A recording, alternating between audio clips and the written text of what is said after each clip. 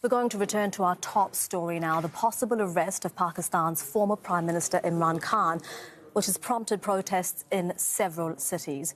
Well, from Lahore, let's speak to former Pakistan Prime Minister Imran Khan. Mr. Khan, thank you for your time. Why won't you comply with the arrest warrant and allow the law to take its course?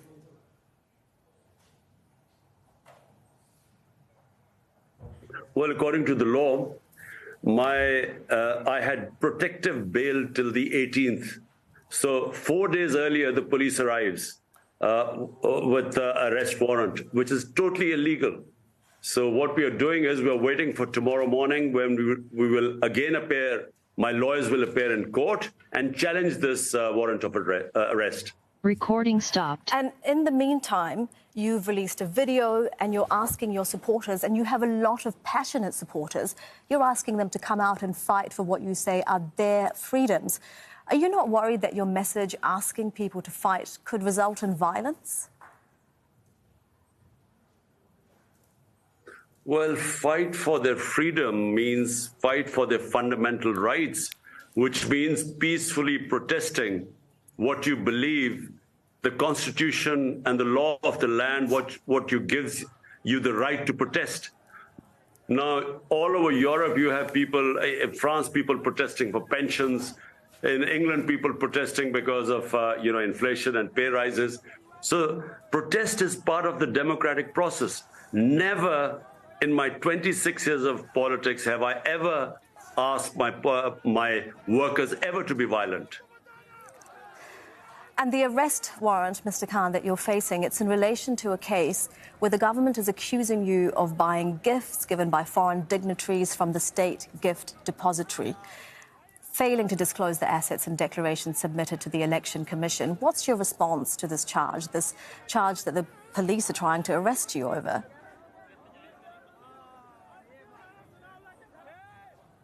This is absolutely a fabricated allegation. It's not even it's not even contested by us. It's just a charge and an allegation made by the police, by this government. Now, there are 80 cases against me. And just to let you know, in the last few months, every other day there's a fresh case. So there's a case of murder, there's a case of sedition, there's a case of blasphemy, there's a case of terrorism. So every other day there's a case. All we have asked, we are going to go to the Supreme Court and we're going to ask them to club all the cases together. And just like the ex-Prime Minister of India, Narasimha Rao, he was given the option that because his life was also under threat, which mine is, there's already been an assassination attempt on me. All we've asked the court is that club all the cases together and hear them in a secure place. At the moment, when I attended my 2 court appearances, there was no security. And the government itself says that my life is under threat. So therefore, all we have asked is that in a secure place, either they club the cases there or then do it on video conferencing. Like, for instance, the man who shot me, he's in jail. And because they say his life is under threat, he appears in court on virtually, in other words, through video.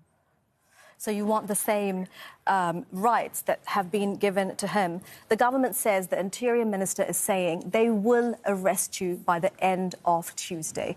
If this happens, what does it mean for your party ahead of provincial elections that are due in April and the national election later this year? Well, I'm mentally prepared. I'm already that they would come and arrest me tonight because there's a huge force outside. I mean, they have not just the police; they've got the Rangers there too, which is the army. And it seems as if Pakistan's biggest terrorist is holed up inside. So I think they're determined. The reason why they want to arrest me is not because they're worried about rule of law, because the biggest criminals are right now sitting in government. 60% of cabinet is on bail on corruption cases. It's because they want to remove me from the electoral contest because they are petrified of the popularity of my party. It won out of 37 by-elections. It swept 30 elections. So according to all opinion polls, we would sweep this upcoming election. And And that's why they want me removed from the scene. The attempted murder was because of that. And now this putting me in jail is exactly following the same script. I mean, the attempted murder is an allegation that's made by you, Mr. Khan. I want to come back to the point that you made, to what you're saying, rather, that the real criminals, you say, are in Parliament, but you are the only Pakistani Prime Minister to be removed from power through a no-confidence vote in Parliament.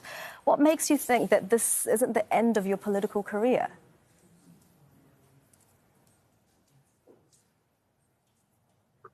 Well, normally when someone is removed from power, it means that they have to be prepared for political wilderness for quite some time. In our past, governments have been removed from power, but always on corruption cases or very poor economic performance coupled with corruption cases. This is the only time a government had a track its performance according to the Economic Survey of Pakistan, which is an annual publication of the country's yearly economic performance. So according to that, the journal that is published every year, we had the best economic performance in the last 17 years, despite 2 years of COVID. So our government was not removed either because of corruption or because of lack of economic performance. It was removed through conspiracy. And that's why there has been such a public backlash. So never has a government been ousted and the popularity has soared. I mean, in Pakistan's history, never has a government the amount of popularity that my party has. And it's because people feel it was unjustifiably removed through conspiracy. And you have alluded, more than alluded, in fact, to US involvement in this conspiracy to remove you from power. Why would the US be involved in this?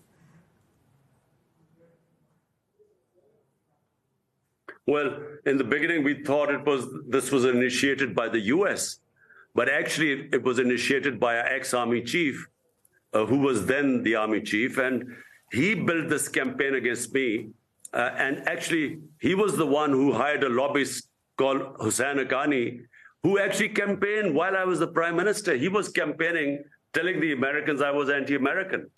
And that's when, because of what was fed to them, this letter, the cipher conversation between our ambassador in Washington and Donald Lu, the Undersecretary of State for South Asia, that cipher was initiated then from Washington, which said Imran Khan should be removed from power or there'll be consequences to Pakistan, and through a no-confidence motion. That's how it came about. So yes, the US was involved, but as we discovered later on, not because they thought there was something wrong. All right. They were actually told by our ex-army chief that it was I who was anti-American. So that was what happened.